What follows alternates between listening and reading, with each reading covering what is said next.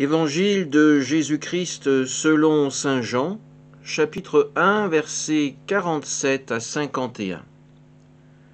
En ce temps-là, lorsque Jésus vit Nathanaël venir à lui, il déclara à son sujet : « Voici vraiment un Israélite, il n'y a pas de ruse en lui. » Nathanaël lui demande : « D'où me connais-tu » Jésus lui répond : « Avant que Philippe t'appelle, quand tu étais sous le figuier, je t'ai vu. » Nathanaël lui dit : « Rabbi, c'est toi le Fils de Dieu, c'est toi le roi d'Israël. » Jésus reprend : « Je te dis que je t'ai vu sous le figuier, et c'est pour cela que tu crois, tu verras des choses plus grandes encore. » Et il ajoute : « Amen, amen, je vous le dis, vous verrez le ciel ouvert et les anges de Dieu monter et descendre au-dessus du Fils de l'homme. » Acclamons la parole de Dieu.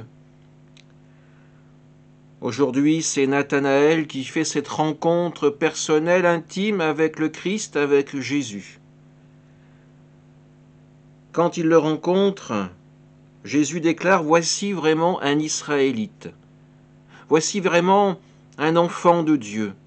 Voici un homme qui dévoue sa vie à l'étude, à la recherche du Seigneur, qui vit avec la loi gravée au fond de son cœur. » C'est pour cela que Jésus lui dit : « Avant que Philippe t'appelle, tu étais sous le figuier. » Le figuier qui représente la Torah dans l'imagerie juive.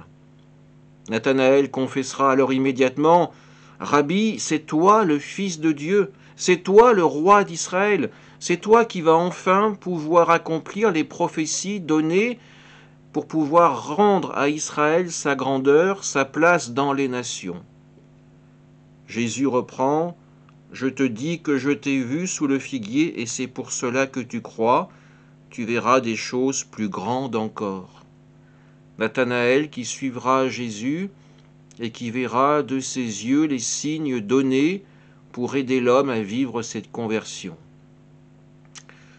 Ces mots, d'où me connais-tu, nous les prononçons certainement souvent dans notre vie quand nous pensons à Dieu. Comment Dieu pourrait-il comprendre ce que je vis ? Comment Dieu pourrait-il se rendre proche d'un être tel que moi ? Comment même Dieu pourrait-il baisser les yeux pour me voir et pour me donner son amour ? Pourtant, à travers cet évangile, nous voyons que c'est exactement ce que fait le Seigneur. Il nous envoie son Fils, il envoie l'Esprit Saint, afin que nous puissions nous approcher de lui pour vivre dans son royaume pour l'éternité. Alors oui, le Seigneur nous connaît, c'est lui notre Créateur, notre Père, celui qui nous aime et aussi celui qui nous pardonne. Amen.